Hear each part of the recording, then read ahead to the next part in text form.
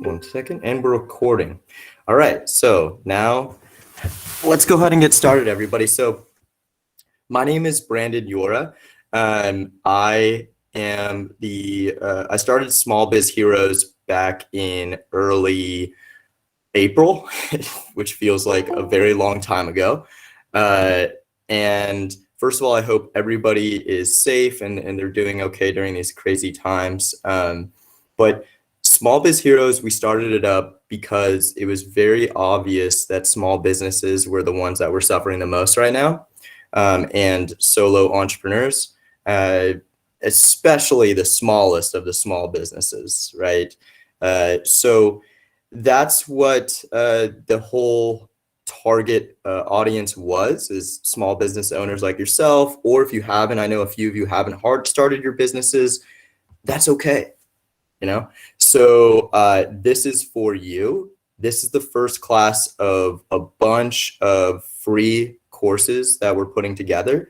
If you know anybody that would like to host a session like this and be a teacher, or if you'd like to be one, let me know. All you have to do is just email back the same email that you saw in there, or obviously many of you follow us on Instagram. So thanks so much for being here. This course is going to be about Google Ads. Why is our first course Google Ads and not marketing intro or something like that? Because Google Ads just happens to be something that I am very familiar with. It's my day in, day out job. When I'm not working on Small Biz Heroes, I am a digital marketing specialist at Google. So if hopefully that lends me some credibility when I'm talking about this. Thank you, Evan. I see it. So we'll go ahead and get going. Again, this is a free course. I'm making this general course available for anybody that needs it. So if you'd like the link, I made a Calendly link, it's called, that anybody could sign up for. Okay. All right. So enough about that. Now you know that cool, this guy somewhat knows what he's talking about. So let's go ahead and get started.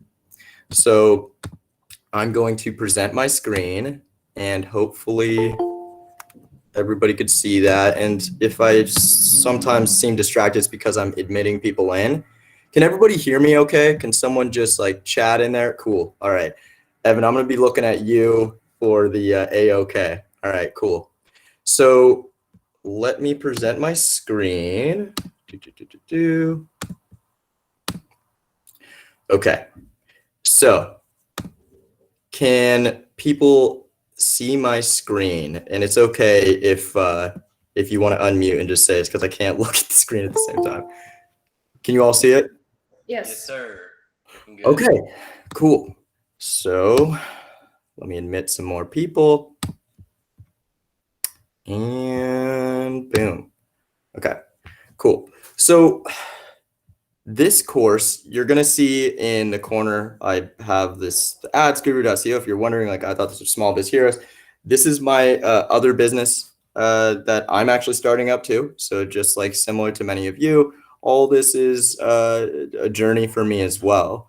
So that's why you can know that, like, for Small Biz Heroes and for all these initiatives that we're trying to do, I'm coming from it from a place, and our team is as well, that we're doing it like while we're doing it, right? So we are definitely experiencing the same thing as you. So I think that's important to note.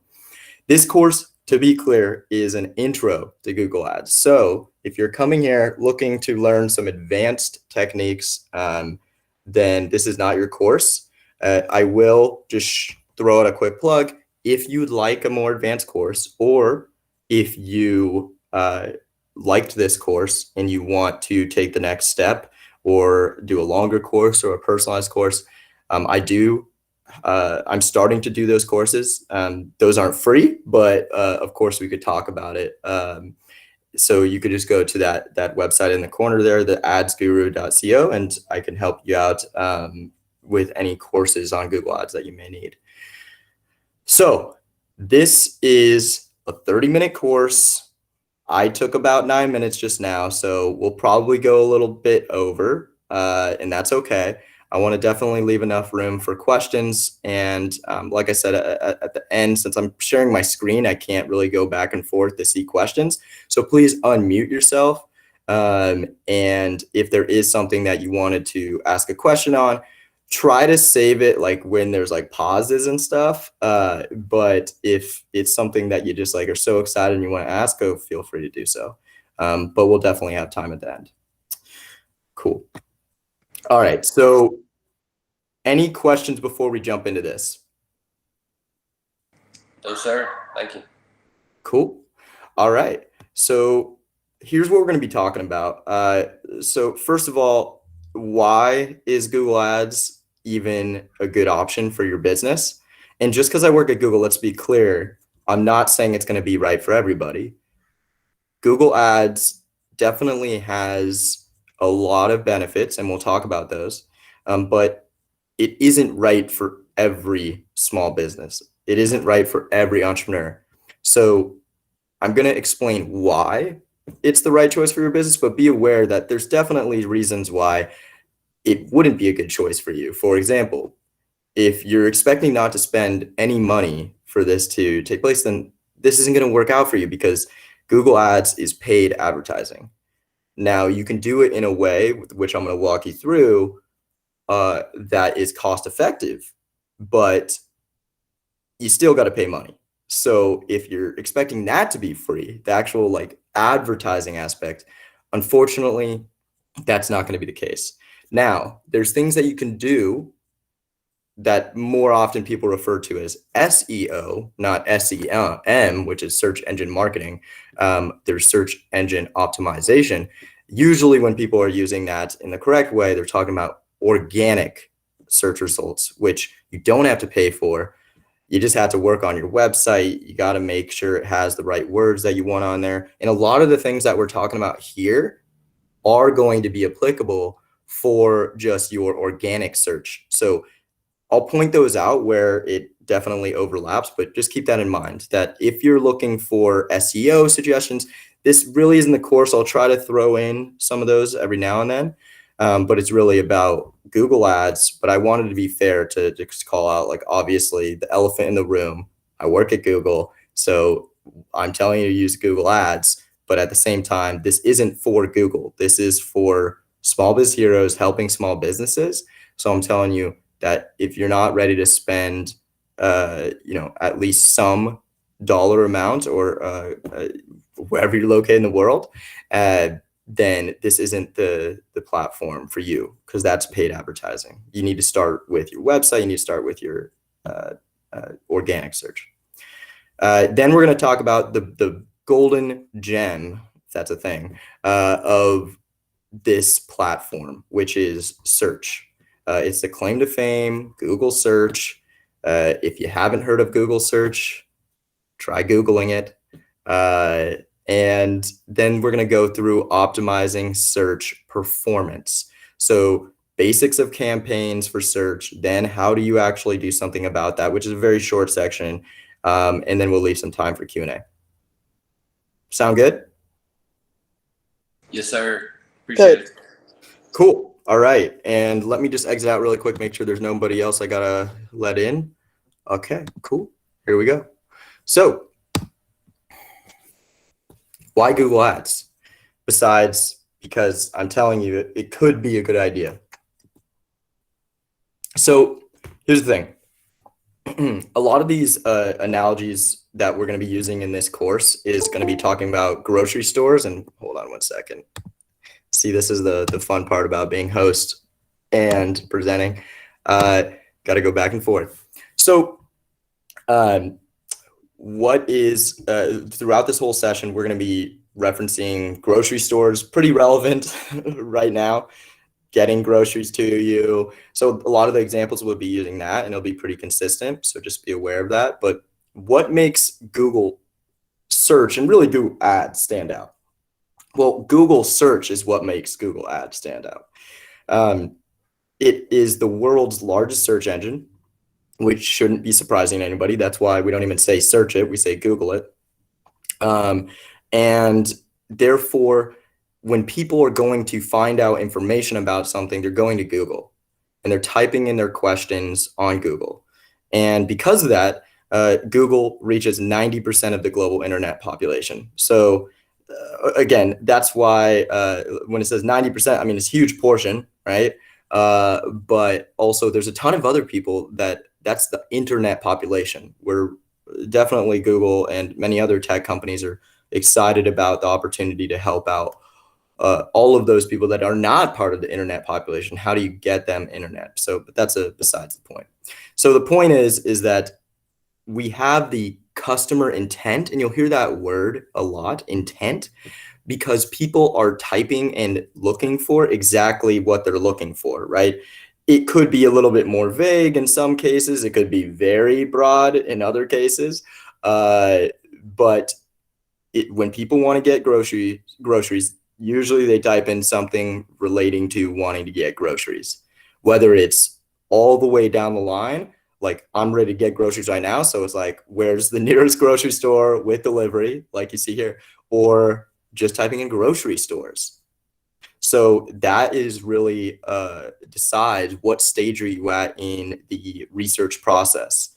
And you as a business need to identify when you're going to be able to capture those customers and reach those customers at the right moment when they're looking for the right thing. So that's a huge reason why Google Ads is so important, is because you're able to go after people that have the purchase intent, or at least showing the intent and interest in looking for products or services similar to yours.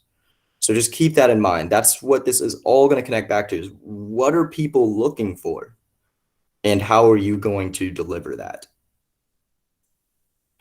So again, we talked a lot about how groceries are going to be a very consistent topic throughout this course. So you have a picture of groceries, and I want you to spend a quick moment just thinking about when you last searched for groceries. What did you type in? Do you remember? Was it grocery stores near me? Was it fresh produce near me? Was it delivery of fresh groceries to my house in San Francisco, California? It could be. People have very specific queries. Think about what you typed in when you were searching for getting groceries last. What was that? And Walmart. what was it? Walmart. Walmart, exactly. I heard they have great groceries. Uh, so there you go. Like Walmart, I mean, first of all, unless you're Walmart, I wouldn't be putting any, when we'll talk about keywords, I wouldn't go after the keyword Walmart. Just saying. It might cost you a lot of money to go after Absolutely. that. But as for these grocery searches that are happening, you can see just by thinking about what you put in. For groceries, that's the case. There's tons of different ways you can say it and type it in. And for anything, that's the way that it is.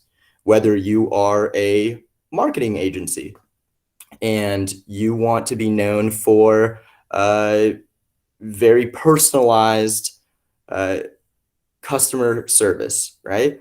Then those are things that you're going to want people to be searching for when they're looking for your business. And we'll talk about how you actually make that more prominent and where you're going to show up higher up and it's going to be clearer to users. But it all connects back to this. What is the person looking for? And then what are they typing in to look for that? And then how are you capturing all the different ways that someone may be searching for what you're offering to meet their needs? Make sense? Cool. So here's the thing. This probably isn't very surprising, but searches are changing every day. New searches, you might think that by this time, Google's been around 20 plus years, which isn't even that long, but in those years, right, you'd think that we'd be able to cover, or Google would be able to cover all the different searches that people have. But if you know anybody that asks a lot of questions, maybe a little kid by chance, then you know that there's no end to the amount of questions that we can ask. As more information enters into what we know to exist, that's going to create more questions. People are going to have more specific questions, more vague questions. So just know that searches are changing, and that's important to know, although it may sound obvious, because that also means you need to be adapting constantly. This is not a one-time jump in and jump out. This is, a long-term process. So again, these queries are getting more complex than ever. And what does that really mean? It means that people are searching longer keywords. So instead of just Walmart, they're looking up Walmart's near me in India, in Pune, India, right? Which would, I guess. So in that case, it's much longer than before, and it's much more specific and broader. We're also seeing people that are looking for more localized searches. Okay, so where do I buy something? Is it close to me? So if you're focused on sending the message that you're a local business, it's going to be very important for you to include this in your strategy. Are people searching for you, or do you want them to search for you when they're in a specific location? Are you a neighborhood type of business where this is going to be crucial? And there's a big word there that's not bolded. And if you don't know this already, there's a bigger problem. Searches on mobile. If you're not on mobile, if your website isn't optimized towards mobile, you're not doing something to make sure that you're good on mobile. If you take nothing else away from this, you need to get on that, because a huge portion use mobile. And I heard someone unmute. Did someone have a question? No, I was just going to say amen to that. Appreciate Yeah. it. Yeah, no, for sure. So, and that makes sense, because what can you do on mobile?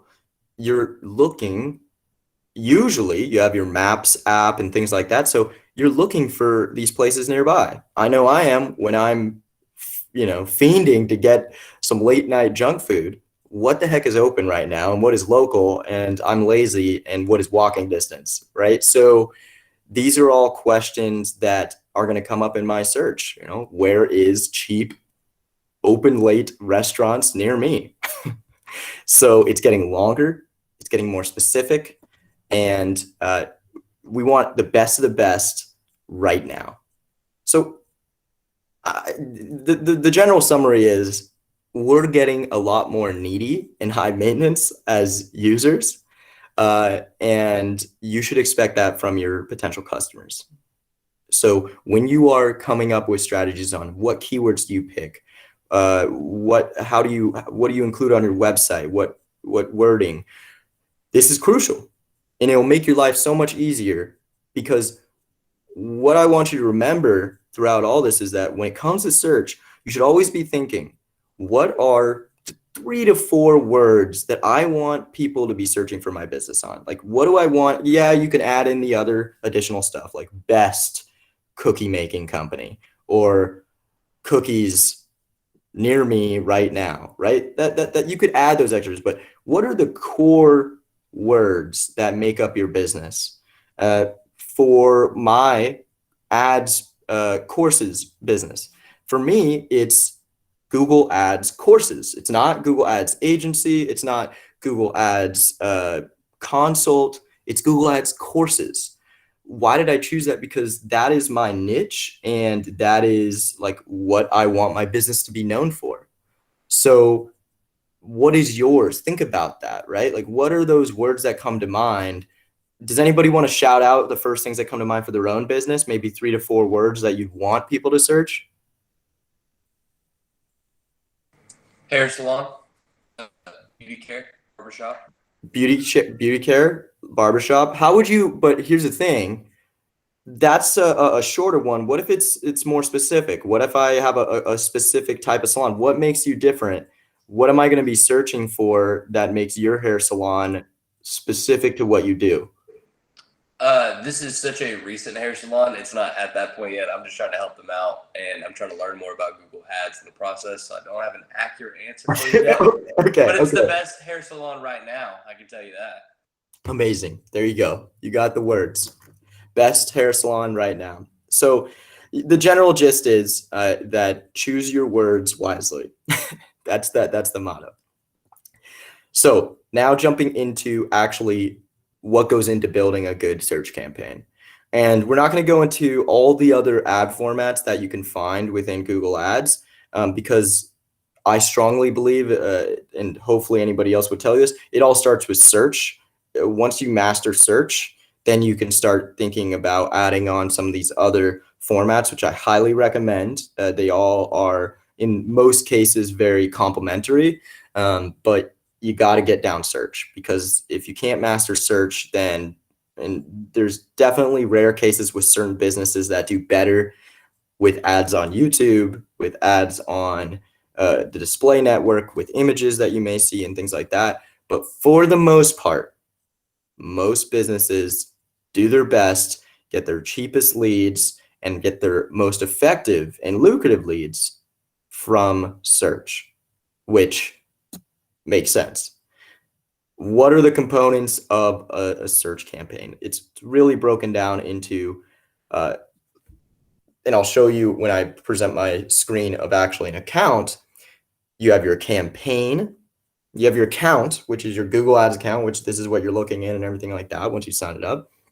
You have the campaigns, which are the different types of solutions that are offered on Google Ads, meaning search, display, video. So you choose your type.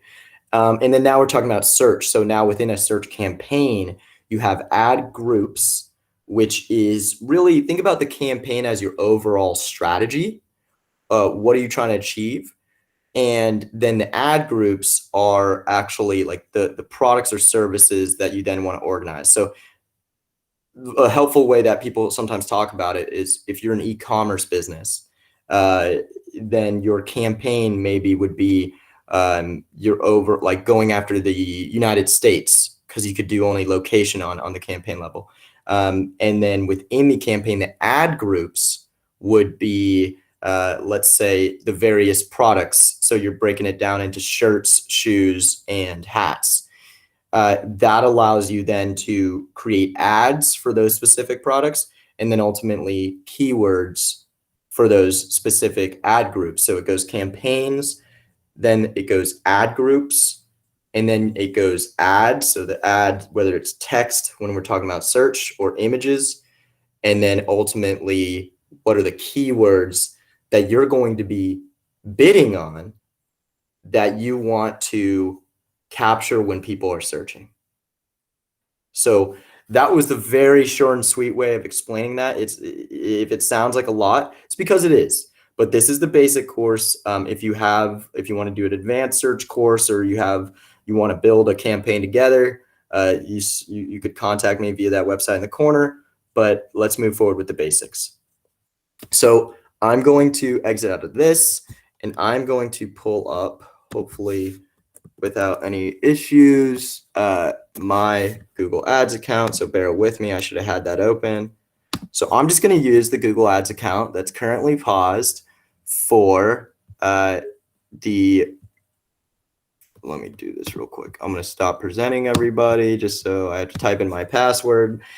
Let's do this. While I'm doing this, does anybody have any questions? No. I have one question. Yeah, go ahead.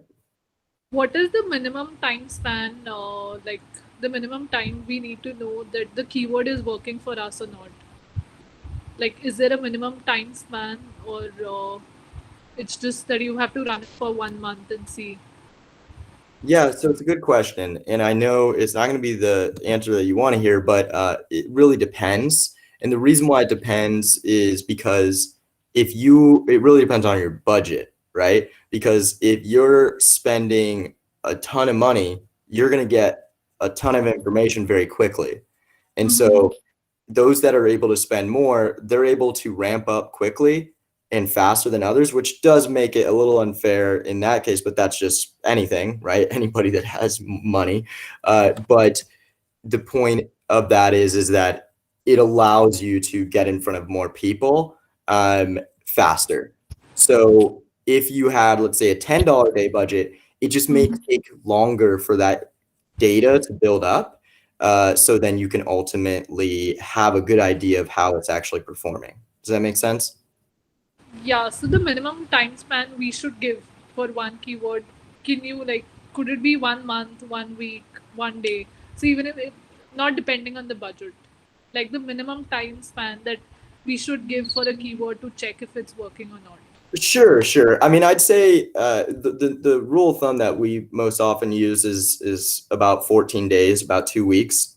But that's just like a general rule of thumb that says like, and that's more in relation to some of these making major changes to your account and campaigns that could then put it into what we call a learning period where you're kind of restarting from there. So it's important to give it time to pull in that information. But that being said, if your budget, even if you gave it 2 weeks, what I meant by that is even if you gave it 2 weeks and your budget was $1, but the keywords that you're going after are not that cheap, then you're not going to get any information, or you're going to get very little because you're not paying enough. There's going to be a minimum bid that you're going to need to pay to even enter into that auction to battle it out for that search query that I'm typing in on Google.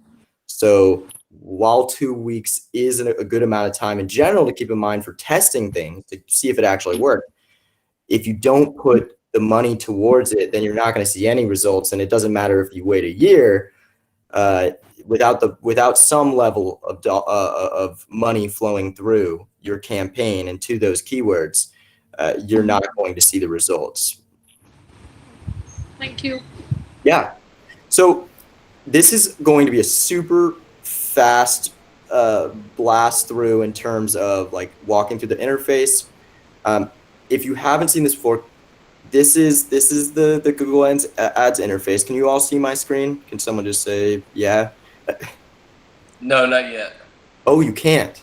No, you stopped whenever you were doing the password thing a minute ago. Nice. No worries. All right. We're here for it.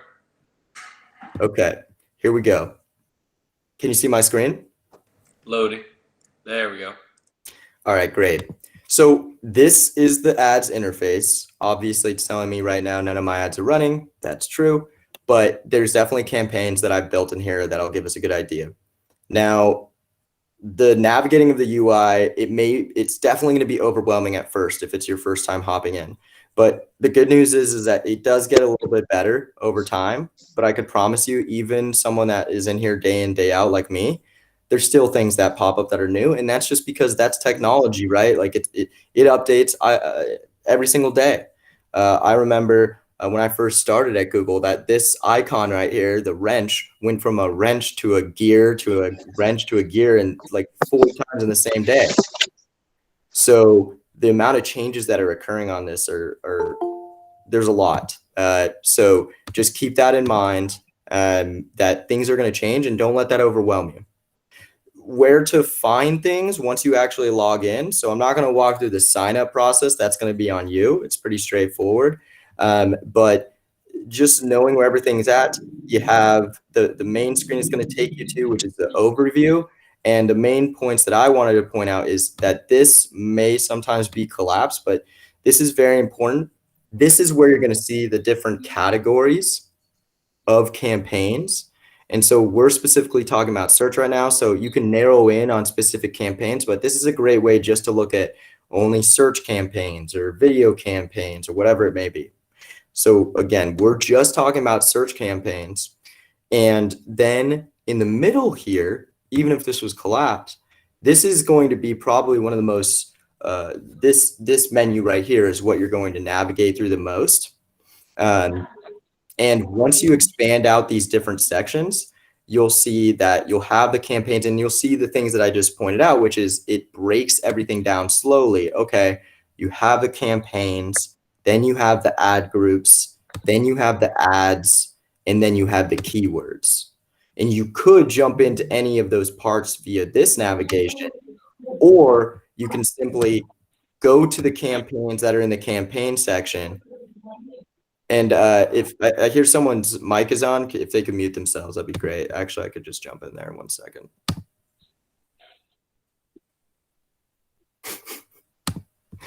One second.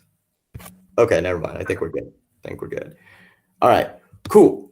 So these are examples of campaigns. And again, the same way, you can dive into each of these campaigns even without navigating this menu. And it goes pretty much how you'd imagine it would.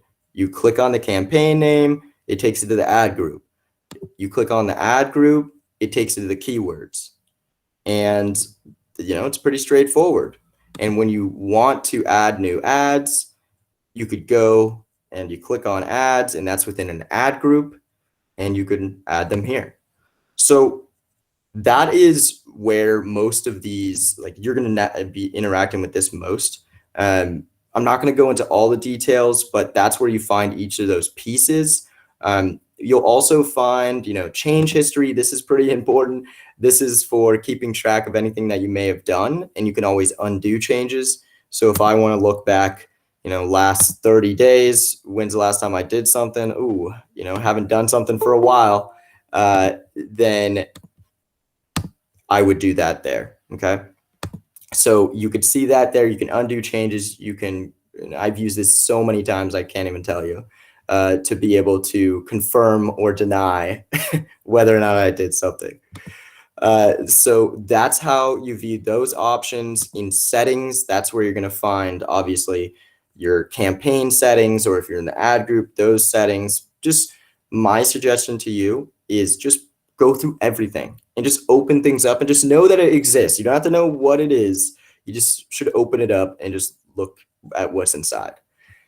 The only other piece that you're going to be clicking on a ton is this tools and settings option. And I'm just going to briefly go through what's going to be found in here. So you have your billing section. That's where you're going to add in all your payments. Make sure that you do this wisely. I could tell you that because even though I work at Google, when I started the Small Biz Heroes Google Ads account, I was suspended for 2 weeks because apparently I was assumed to be making fraudulent payments, even though I never made any payments because I just made the account. Long story short, I got that appealed, but the thing is that's why you have to be so careful with billing stuff, is because just something as simple as changing your payment method too often, like I did, could get you flagged. So just want to give that kind of personal note there. Just be careful with that and make sure you're using the right card, the right payment method, and that'll all be housed in the billing section. In setup, you won't use this a ton, but if you are an e-commerce client, so if you're selling goods via an online store and you're going to be interested in potentially using Google Shopping, which isn't Google Search, it's different, you're going to want to send up a merchant center, and that's separate. Again, if you're interested in something like that, you can email me, but we're not going to be talking about that here. You're going to be spending a lot of time in conversions if you want to be tracking the actions that you care about on your website, which hopefully you should care.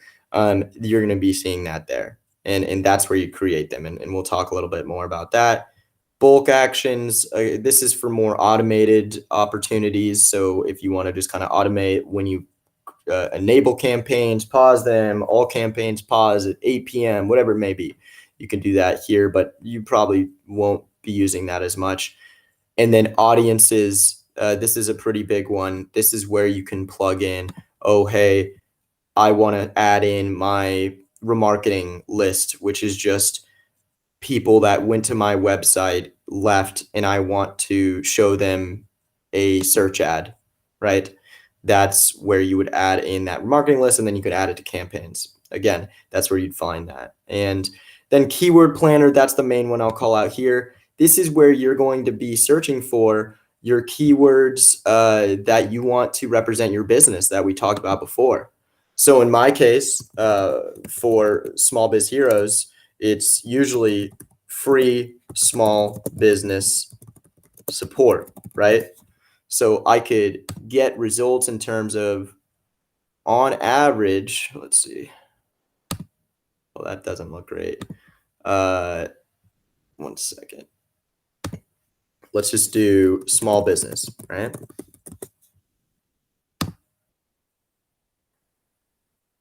All right, there you go.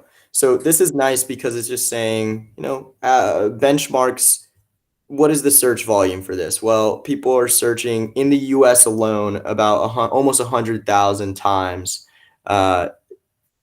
every month about small business. That's a general range, medium competition. And this is pretty big too. Like what am I expected? What should I be prepared to pay for this? What you'll find is the more competitive keywords are going to cost you more money. No surprise there. The more people that are bidding on it, plumbing, emergency plumbing. I mean, some of those plumbing companies for emergency toilets exploding and everything like that, those keywords could cost them like $30 per click, but it's because it's so effective, right? If someone types in emergency plumbing near me, they're ready to do some business. So it's kind of gross, but it's good comparison. I've worked with a lot of plumbers, which is kind of weird, but this is where you can do some keyword research. And you know what? I find it really fun. So I hope you do too. So that is a really quick UI walkthrough. Hopefully that helped. Maybe you found one thing that was new, but let's jump back in to the presentation. Any questions on the UI? Yes, I do have one actually. Go ahead. What happened just then was it looked like you typed in small business support and another keyword and nothing popped up. In that result, does that mean nobody's searching that? No, definitely not. So I think in that situation, I had some extra filters on that were like very specific. But yeah, you can, when you look at worldwide, and there's another option there too. Let me pull it back up. Let's see. So Sorry, I don't want to drag you down. But... No. These are good questions. So there's two options here actually. So there's the one that I did before, and then there is this one, and I'm just going to show you the difference. So one of them is like general forecasting. So this is pretty cool. Like it could tell you like, okay, how much it's generally going to cost me to go after something like this. So it gives you an idea of what your daily budget needs to be. So this is super helpful. But yeah, in that previous one, I believe that was just like a very short period of time. And then if we typed it in, you could do very specific queries. Yeah. Okay, perfect. Thanks so much. Yeah, for sure. So now keywords. Let's talk keywords. So keywords is where even the best of the best get confused. It took me a very long time to understand what does all this really mean. So there's match types, there's the keyword, and then there is the matched query. So the match type, there's 4 of them. There's exact phrase, BMM, which is broad match modified, and then broad. Okay. So the first thing to understand here is that when someone types in search queries on Google and then they get search results, when they type in women's hats and they get pictures of women's hats, we base it, or Google bases their search system off of the meaning of a word, not the actual word. Why is that important? Go ahead and type in cup of Joe and then type in cup of coffee. What you'll find is those should have nearly identical search results because it's based on the meaning, which at least here in the US, cup of Joe means cup of coffee, and cup of coffee means cup of Joe. So that is extremely important because it is not the exact word that is going to return that result. It is the meaning behind the word. Okay, so that does change things. And with that in mind, that's where these match types come in. How specific do you want people to be typing in what you want them to be looking for? If you want them to be typing in your exact brand, then you should put that in exact match, because you don't want someone, let's say your brand is like Small Biz Heroes, right? If I put that as just a broad match, my goodness, you're going to show up for some searches that you did not intend. Small Biz Heroes inside of the brackets, when I put in the keyword, and that's what signifies that match type, means that I'm only going to show up for search results that someone types in, specifically Small Biz Heroes, or something that has the same exact meaning. So that could be, even if I put an exact match, Small Biz Heroes, I may still show up for Small Biz Hero because it's still the same meaning. It's just one versus multiple, right? So that's exact match, the most specific. That's going to be more expensive. Just keep that in mind, but it's going to be your most effective. So my quick Brandon's tip right here is use exact match on your most valuable terms. Okay. And there's no point in using exact match until you know what those are. And don't assume what those are. Because trust me, I've had plenty of clients that assume that people are going to type in certain things, and that's just not how it goes. So it's better to start lower with more broad terms and then find what works and then put them in more specific match types. So then we move on to phrase, which is signified by putting that same keyword in quotations when you plug it into Google Ads. What that means is that it still has to say women's hats and mean women's hats very specifically, but it just has to have women's hats in that order, but then that section of the keyword can be in any part of a sentence. Why is that important? Then you can add all those things that we talked about earlier. Women's hats near me, women's hats nearby, women's hats to purchase, woman hat to buy. Those are all things phrase match. Broad match modified. This is, in my opinion, the best place to start. It means that, and it's actually more specific than a lot of people give it credit for. So you're not just throwing the kitchen sink at things. When you type in women's hats, it does have to still mean women's hats, but it could be more variations in terms of the word. And also, and this is a big one, it could show in any order in a sentence. So not everybody is going to type in as perfectly as we may think. In fact, a lot of times, and you will see this when you start running your account, that people type in weird stuff to get to the same thing. And when they're typing those things in this case, they may type in, instead of saying women's hats near me, they may say women's near me hats. Why? I don't know, but that just happens. And so because of that, if you did women's near me hats and you had it just in phrase match, you would not show up. And you need to have it in that broad match modified. So then you could do women's hats, see what then in what's called the search terms report, which is so important. I'm just going to jump over there. You have to, after you're running these keywords and someone asks how long, let's say you give it 2 weeks, please, please, please go into the keyword sections of your campaigns and click on the keyword panel right there. It'll expand out and you'll see something called search terms. It says nothing for the last 30 days, but when I do all time, you'll see what it looks like. So this is, I'd say, probably the most important thing that I'm showing you right now.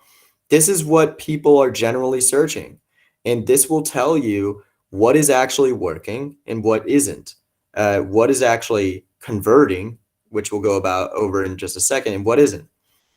So this is where you ultimately could find, okay, well, a lot of the times in this campaign, at least, people are typing in USA Small Business Facebook group. That's not a keyword I'm targeting, but it has the word small business in it, so it's popping up.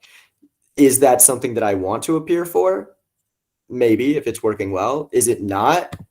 No problem. Add it as a negative keyword. Or if I'm not currently going after it, that means that I'm not targeting it right now. Yes, I showed up for it, and I got a purchase based on it or whatever it may be. But in this case, right, I'm not actually targeting that and bidding on it. And so if I want to show up for that more because I'm seeing it's working, I need to actually add that as a keyword so the system knows, and whatever I'm doing in Google Ads knows that USA Small Business Facebook group is an important term to me. So if you see someone typing in that, go after it. So that's extremely important. The search terms report. Forget, write that down. Search terms report. You need to be checking that. Thank you for that. Appreciate Yeah, it. for sure, of course. So that's keywords. That's a very short and sweet version of it, but it's hopefully a better explanation than any marketing agency or someone's going to tell you, because it does get very confusing. The last one is broad match. Whether or not you should be doing that, that's up to you. I only recommend doing broad match for people that are willing, that have the budget to do so, and that are willing to really experiment with what they may get in return. The reason why is that broad match for women's hats may return you things that are completely unrelated to your business, but they could also return some queries that you would have never thought of. So I'm not saying that it's not a good idea. I'm saying that if you're going to do that, my recommendation would be to put it in its own campaign with its own budget. Call it your broad match campaign. Keep an eye on it. And that way you'll be able to have more control. And if you're managing this for a client, if you're managing this for yourself, either way, it'll help you keep an eye on it.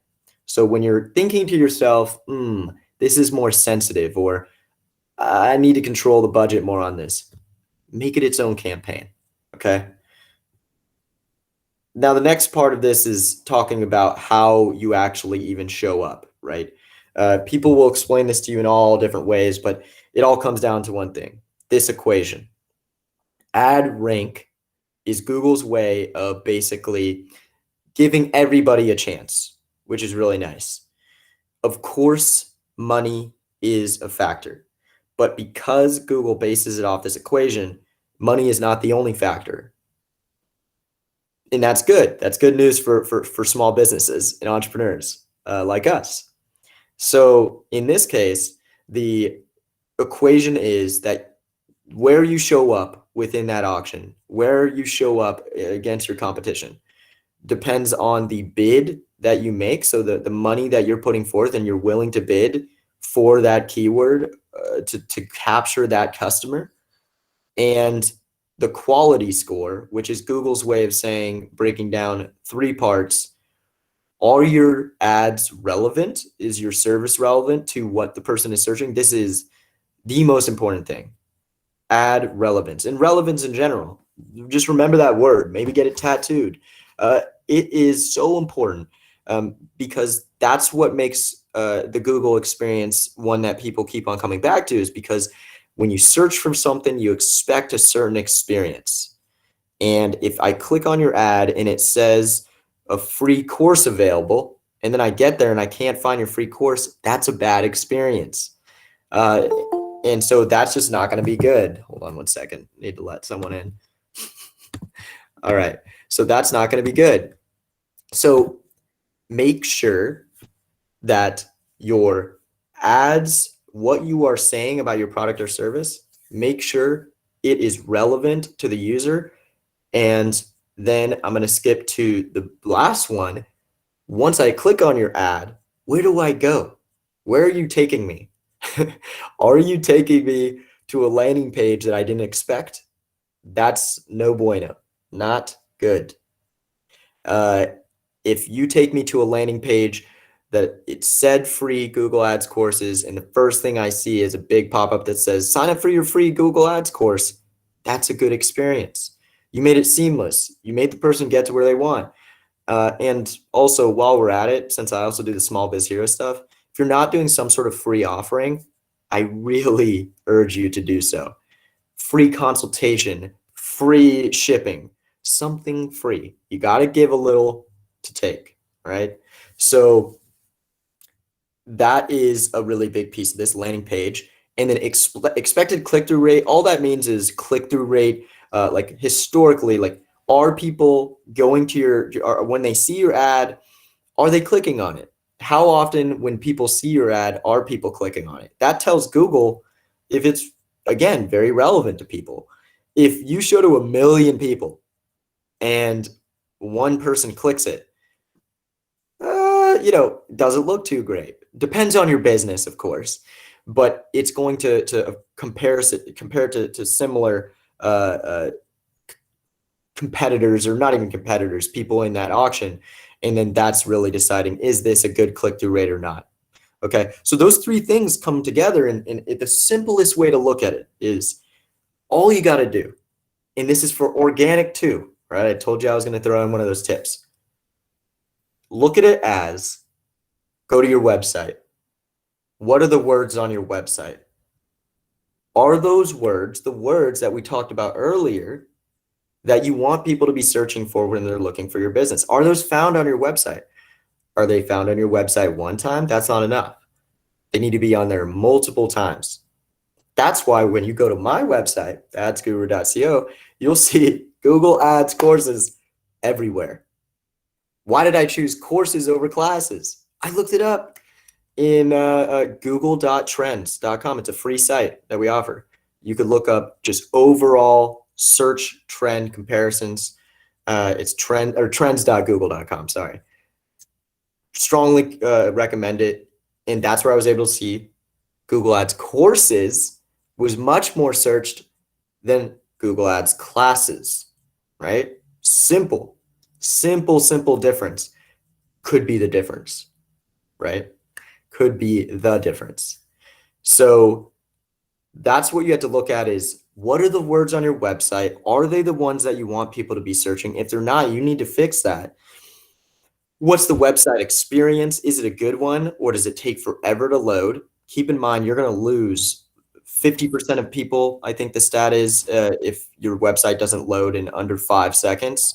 Could be even less than that. But again, people's attention span is very slim. And so those are the things that you need to be thinking about. And then ultimately, is your ads, then we pull it back. If the words that you want people to be searching on your website, are they found in your ads? And if they're not in your ads, you need to get that in there. And then lastly, are they found in your keywords? Are the things that you want to be showing up in Google when people are searching for you, are you going after those and adding those as keywords into your Google Ads account? If not, you need to do that. And if you do all of that, you get the keywords that match the ads, that match the website content, you're going to crush it. You're going to do great. Cool. Before we move forward, I just have one question. Sorry. What Go was ahead. the website that you were saying? Sorry, I didn't get it. The website where you searched. Sorry. So that Trends. one. Trends. Oh, yeah. Absolutely. Trends, TRENDS.google.com. Trends. Okay. Thank you. Absolutely. Yeah. Good question. Definitely check that out. That is free. And you can also see, based on geographies, where most people are searching, and it's amazing. It's really good stuff. And that could really tell you, I think, of course, you could do that with Keyword Planner and Google Ads, but that is really important. Hold on, let me let this person in. But that is super important for finding out things like, is Google Ads courses or Google Ads classes better? And that decided that for me. It was a very clear answer. Very, very clear. Now, Hi, Brandon. I have just one question, if you wouldn't mind to probably cater to my query. yeah, go ahead. Great. I know throughout this particular course, I've seen that you talk about keywords and we are discussing about Google Keyword Planner. But to be very honest, me being a digital marketing analyst, I can tell you one thing, that when you talk about keywords, say for example, when I do it for social media, so it's not just about finding keywords. Say it's related to an e-commerce product. So for me, the platform of keyword searching would not just be on, say, Facebook Audience Insights or on Facebook or on Instagram. but it would also be on, say, incognito mode. It would also be on Google Keyword Planner. It would also be on Google Trends out there. It would be, say, also on an SEO tools, say SEMrush and all of that. So don't you think a combination of all of that can actually give you the relevancy, not just about the broad and match keywords, but also about the keywords wherein you could just put bifurcate. I mean, which keywords can go onto your website, which keywords can have great relevancy onto your social media post or on ads, or even the analytical part that you get into through your Google Analytics. Don't you think that kind of an approach also really works? I mean, as a beginner or as an even someone who's approaching for organic content or even a paid content. Yeah, so I'm not exactly sure where the question in there was. I'm sorry. I So mean, no, the same question goes in for Google Ads. So say, for example, if I'm doing any search campaign out there, so do you think a combination of using Google Keyword Planner on a Google Ads level, and then a combination of Google Trends, or probably even searching something which your competitors are ranking for, those kinds of keywords, all of that can actually help you target a better bidding for your particular content or a ad to be getting the right result? exactly. Yeah. Yep. 100%. Agreed. So I'm gonna move forward though, just because I'm definitely over on time. But Yeah. feel free to send any questions via email. I appreciate it. So in terms of a search campaign creative excellence, because we talked about the keywords that go into it, but what about that one rung up of the ladder, the ads? Super, super important. How do you make sure that the keywords are in the ads, like I said, and on the web page, that everything is just very, very clear to the user that you're trying to get the attention of? And this really breaks it down really nicely. I could send this information in a follow-up email just so you have it, but just really keep this in mind. I mean, there's a reason why we have these best practices, because having more ads, at least 3, allows the system to rotate through them and then show them to different users to give you a more accurate picture of how they're performing. If you have one ad, you don't have to be a rocket scientist to realize that that's not going to show you how other ads could potentially perform. So when you start, although that may seem pretty obvious, I've had so many clients get in arguments with me about having just one ad to be more precise. But that can only come if you really know what your customers are looking for. But even then, why would you not include more options to learn more? But that's my opinion. But the point is that having at least 3 ads is extremely important. There's also a newer ad format called responsive search ads that basically combines all of these into one ad asset. So for search, that means you can add 15 headlines, 5 descriptions, and 15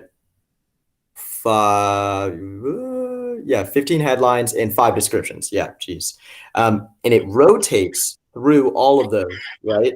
And so it could give you a lot of different combinations. So that's something that you should include. So my recommendation actually is 3 ads per ad group, and they don't have to be drastically different. They could just be simply a change of one sentence, which is usually what I could do, what I do a lot of the times. You change your call to action. Instead of shop now, you say purchase. Instead of adding free shipping, you say great customer service, right? You want to try different things.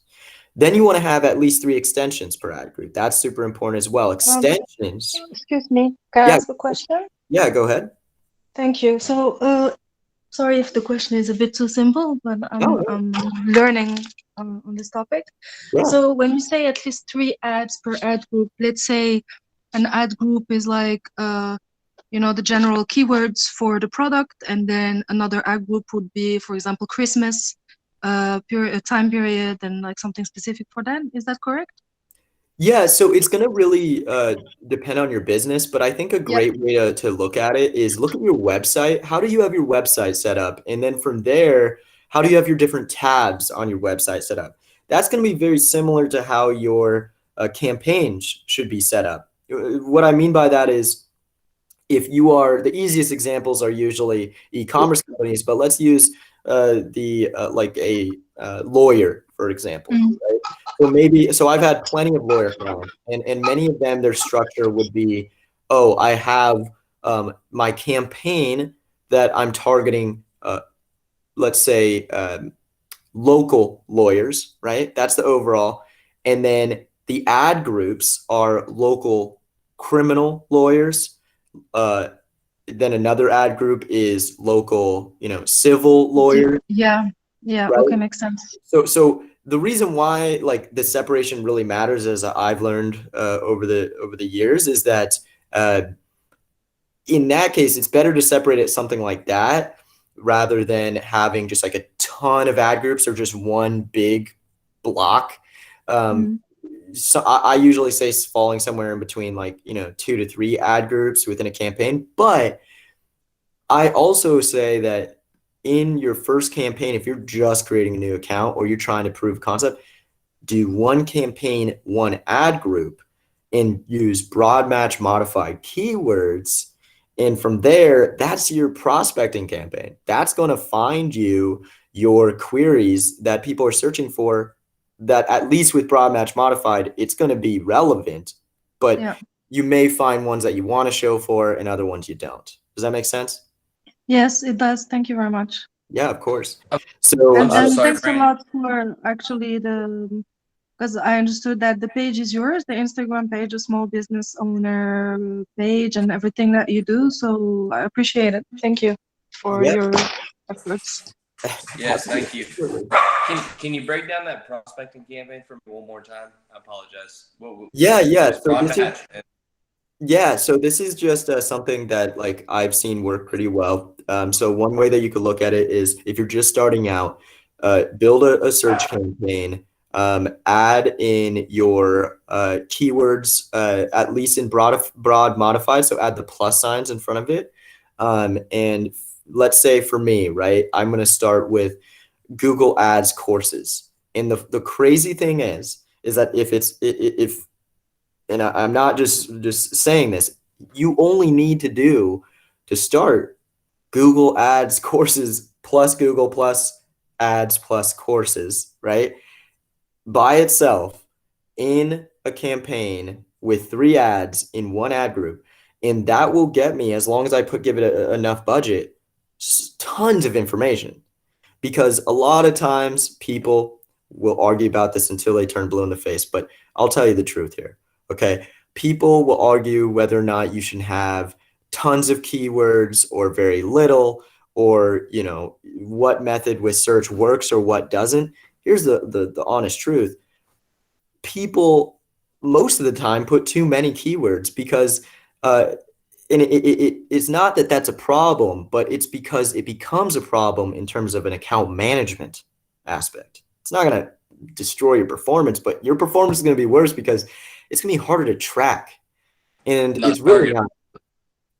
Sorry, What? not. Are you saying it's like not targetable? Really? At that point, you're just kind of throwing stuff at the wall, hoping it sticks. Yeah, no, definitely, exactly. So you're throwing it. Well, it's more so it's redundant actually. If you're putting, let's say I do Google Ads courses, Google Ad course, Google Ad class, Google Ads classes, like, you know what I'm saying? People love Yep. doing it. People love doing that just to get all the different variations. But here's the thing. If you do Google Ads course plus Google plus ads plus course, you're going to show up for Google Ads courses. You're going to show up for Google Ads class. You're going to show up for Google Ad class with just that keyword because it's broad match modified, right? So there's no point in having a bunch. Then what you do is you go to your search terms report after running it for 2 weeks, and you gave it a budget of $10 a day. And boom, you look back after 2 weeks, you look in your search terms report, what actually resulted in purchases, in people going to my website. Then you take those findings from your broad match campaign, or as I like to call it, your alpha campaign, and then you move it into your more specific campaigns where it could be exact copy, of that campaign. You could literally copy and paste it. But in there, you would put what worked for you from your broad campaign. Okay, so that's definitely a little bit more advanced there, but like the general idea is to simplify as much as possible. Whatever way you want to accomplish that, sourcing the queries that are working for you can only be done by having a more broad approach, no matter what anybody tells you to start.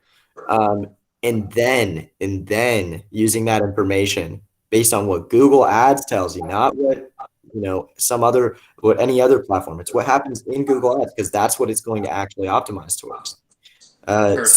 So just keep that in mind, is that's going to be extremely important.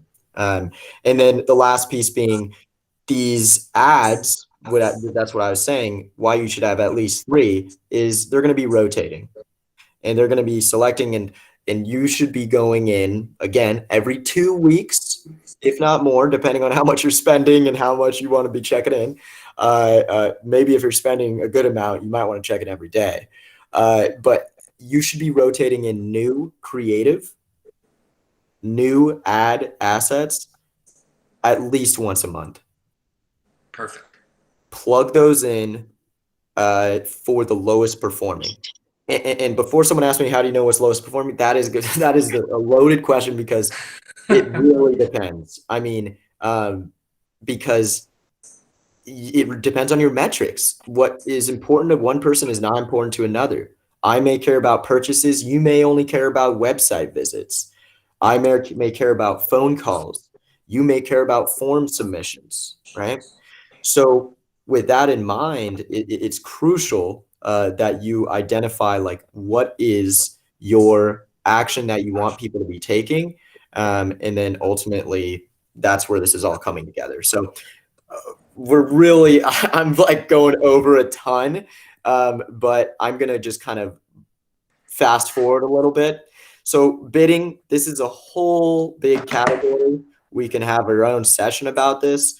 But really what it comes down to is you need to set up conversion tracking.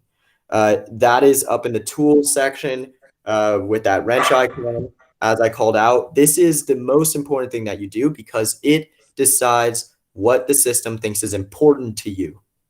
So like I said, a conversion is, what do you define as valuable when I get to your website? Is it a phone call? That's a conversion. Is it a form fill to contact you? That's a conversion. Is it a purchase directly on your website? That's a purchase conversion. Does that make sense? Yes. Cool. So conversions, very, very important. There's a lot of accounts out there that aren't optimizing towards anything, which is crazy. Why? It's like having just a tractor running without someone in it. It's going to destroy everything. Okay. You need to tell it what you want it to look after. And you don't have to be that complicated. Of course, I have clients that are extremely advanced, and if you want to talk to me about setting up extremely advanced conversion tracking, where you're literally tracking the lifetime value of your customers using your offline data, I can help you with that. But that's not this course. What we're talking about here is the most basic. We're talking about setting up when someone gets to a certain page, when someone clicks on a link, when someone clicks on a button, when someone calls you. Setting up a call conversion, very, very easy. Very easy. You go to the conversion actions section up in the tools icon. You click a new conversion action and click calls. You could message me and I could help you with that, but I'm telling you, it's that easy. And then it'll show up as a link or extension in your ad. And if you care about phone calls, you could do that overnight. You could have people starting to call you. It's that easy. Other things take longer. Other things like purchases, that may require more work. Now, there's things that can make it a lot easier. If when someone purchases something, it takes them to a specific thank you page, or after they submit a form, it's the thank you page.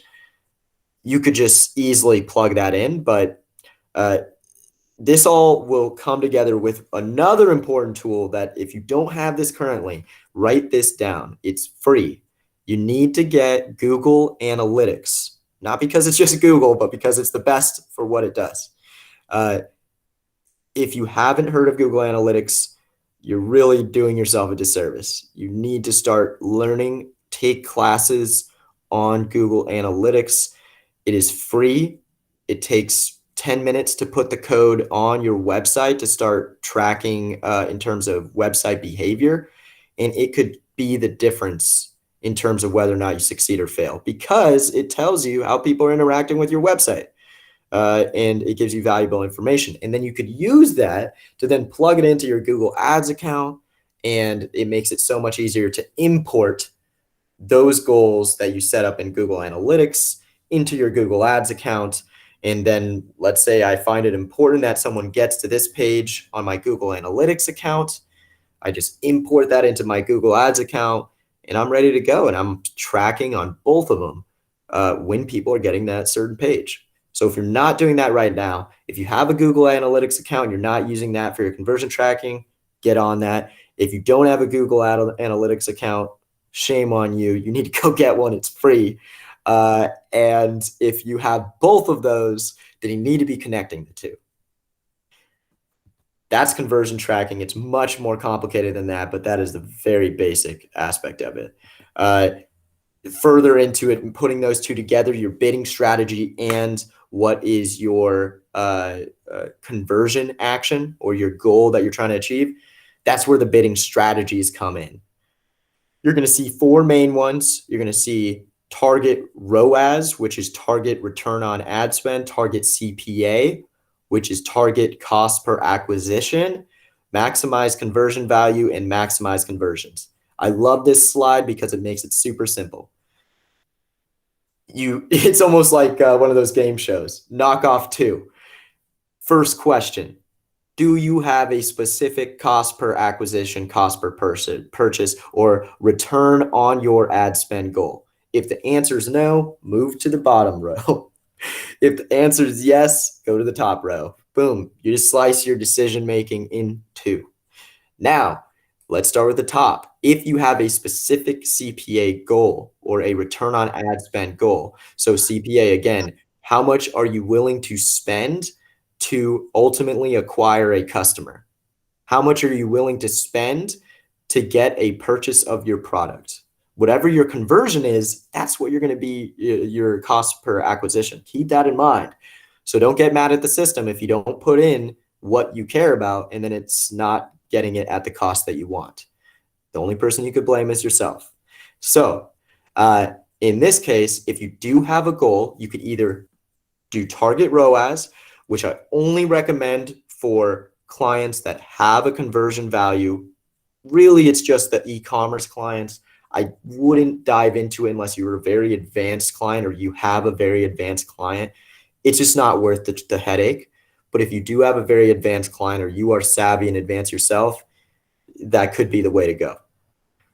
Target CPA, this is one of the most widely used and what I most often recommend. If you have a general cost in mind that you're willing to spend, just go with target CPA. But be realistic. And if you have no idea what your goal is, then move to the bottom column and please start with a maximized conversion strategy and start with a budget that you're comfortable with. Do not set your budget too high on a maximized strategy like maximize conversions. You will spend your full budget. I promise you that. I promise you that. So do not do that. If you do maximize conversions, put it at a budget you're comfortable with, maybe even start conservative, because you could do that with maximize conversions. With target CPA, start it with a more, let's say, fair budget, right? Give it some room. And here's the great thing with something like these bidding strategies, which then use the conversion information that you put in to ultimately inform the algorithms that bid for these strategies, which is a whole thing in itself, but that's the short and sweet version. For target CPA, right? Put it at something that you're probably not wanting to be at. So maybe you're losing money at first, but see where you fall, and then you can always pull it back in small increments. That's my best advice to you. Bidding is messy. It could be the most dangerous change you make within an account. I could promise you that. So please be careful with this. When you're first starting out, please keep in mind you can always start with manual bidding. If you don't have conversion history or if you don't have conversion actions put in, just start with manual, because these aren't going to do anything for you unless you have conversions in the account. Pretty dense subject. Could go on about that for a while. Any questions? Cool. This could get really confusing. So Done. just please. Thank you, bro. Yeah. Cool. So unfortunately, we don't have enough time for this, but the point is that you put all these things together, everybody, and you could start building a search campaign. It's very straightforward. When you go in there, there's it's very intuitive in terms of there's a blue plus sign. You go to the campaign section. I showed you where those things are, and it's pretty intuitive in how you actually get to building it. But I would strongly recommend, if you're just building your account, you're just building your website even, start thinking about how you want to organize your search campaign. Start there. Start simple.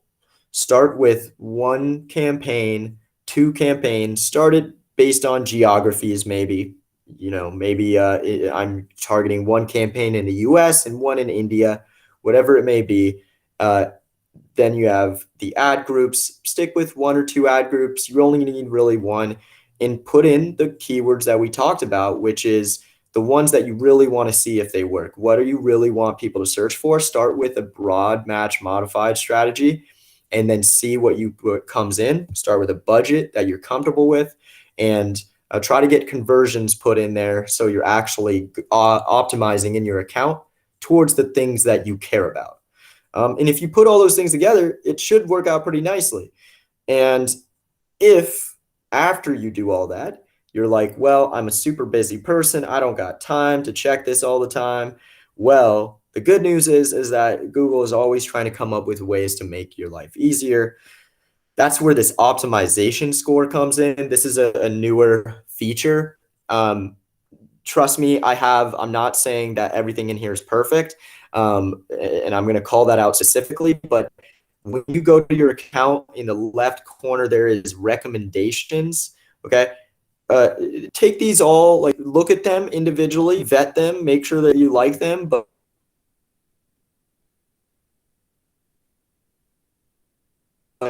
this is a very nice way Google is putting in one place. Hey, here's some things that we noticed. Want to take a look? And if you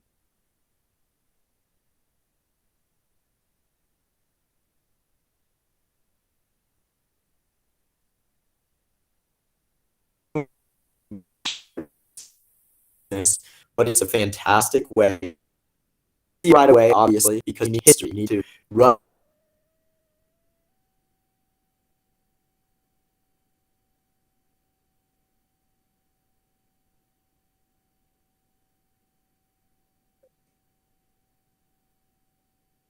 these would include keyword suggestions, keywords to add. It bases that off of numerous different factors, which is important to look. Hey, is this relevant? Creatives may want to think about. It really does everything for you. But just be careful, because don't just click things just because the system tells you to. Yeah. Hello? Google. I'm Hey, telling you that Brandon, from, please missed be most careful of with your what whole you last apply. speech. Okay. Yep. We've missed Yeah, most we of your can't whole hear you. last segment. You're cutting out. Oh no. Did you? I might. Pretty much the whole thing, and still Yeah. looks like your connection is pretty bad. Oh, okay. All right, that might be a sign. Yeah, well, this one we heard it. Yeah. Okay. Can you hear me now? Yes, yes. Okay. So this section, did you hear any of that? This section, and then yes, we heard this part. Oh, you did hear this part. No, just your last sentence, not the whole sequence. Oh, okay. Yeah. So in a nutshell, this section, everybody, is a great place to find recommendations for your account and you can apply those directly in here. It's the recommendations tab. And I was just saying that take it, be skeptical, you know, you don't have to say yes to everything. And just make sure that you vet the suggestions that are being made, and it's not going to provide recommendations unless you start your campaigns and have information and data running through. Does that make sense? Yeah. Cool. So that's a really easy way of going through, but if you take nothing away from this, I feel like I said that a lot, but if you take nothing away from this, please Go mobile. search terms report. All right. Use the search terms report. Go to keyword search terms and look at what people are looking for and what are you popping up for. That's going to be super, super important for you. We don't have enough time for Q&A because I went way over. So I was being extra generous to the first class and course here. But I just wanted to say, like, first of all, hopefully that was useful. It was probably more in depth than I would have gone through normally, but I kind of just got too excited and just wanted to share. And, with that, everybody, I just want to say too that following up from this, if you need anything in terms of like quick questions, like I can't help out with like managing your account and things like that, but if you have quick questions, you don't have to pay me anything for that. Like you can go there for sure. I'm on our platform as a hero. Like, so I'm a hero. I'm like on the platform that I created. So you could click there too. I have a booking thing that you can click and we could talk about stuff like this or whatever. And then lastly, I got to plug my own business. So in terms of me launching, you saw in the corner, I'll send out that information too. If you know anybody or you're interested in learning more, you want to gain more courses, I'm starting up my business where I'll be hosting group which will be discounted, and then also private courses for Google Ads. So if that is of interest to you, just let me know. Yeah, thank you very much. Will it be specifically for the Google Ads or social media? So I would say for right now, I'm going to stick my expertise to Google Ads. Okay. Just because I could definitely provide recommendations, but I probably wouldn't charge you for that because I don't know if I build, we have almost 14,000 followers on Instagram for Small Biz Heroes, but I have some tips for you, but I wouldn't say I'm like professionally qualified per se. Yeah, I understand. So, but yeah, I could definitely answer like quick questions and just book a time. But I hope that was helpful. Please email Hi, me. Brandon. Yes. Yeah. Hi, Brandon. Thank I you think so it's much. a great opportunity, and thank you so much because it's a new way of learning for me, and the way forward and learnings that you have given to all of us has been a great concept. I think such more meetings should be taken into consideration in people who are expert in many other different departments. Somebody who's expert in SEO or in social media, so that the entire community can grow, and in that way we can be not just technology savvy, but we understand how technology can help us grow in a better way. So for me, thank you so much for all of that. Darshan, I hope I'm saying that correctly. So Yeah, that's correct. yeah. So Darshan, I just want to say that, I mean, for everybody else on this, I'm not actually paying Darshan to say this, but you pretty much pitched it for me. That's what Hero School is. This is the Right. first course, and we already within 2 days have had 10 speakers. Like we've had more than that, but 10 qualified teachers sign up for everything from content writing to being an entrepreneur 101 to accounting 101. So we're going to try to cover as much as we can, and hopefully you'll see like the natural evolution of what Small Biz Heroes is becoming. Is my plan for it is to most likely, due to the popularity of this and how quickly this class filled up and I had to shut it down, courses like these are clearly the way that we need to move forward. And so that's the direction that we're heading. So, you should pretty much plan on the website looking where there's going to be a Hero School tab, and this type of content will be shared, where we'll then work with, like you were saying, Darshan, other heroes in other areas of expertise, maybe like yourselves. And then it will, of course, have to vet them. And then once we decide that's a good match, we could post your content and then your class link, right? And we'll just teach those individuals on how to set up a calendar link and everything like that. So then we could get that, they could book it, and you could see that and get it for free. Thank you so much. Yeah. So that's what's in the works. That's great. Best of luck. Thank you. Yeah. Brandon, you're an absolute king. I cannot thank you enough for this. Yeah. You've been such a great help, brother. The Ag Guru, cannot thank you enough. Thank you, Evan, for being my hype man. I appreciate it. And wherever you are all in the world, please be safe and let me know if you need anything. And so we'll talk to you soon. See you later. Thank you. Thank you so much. Thank Bye. you, Ryan. Bye. Have a great day, brother. Thank you.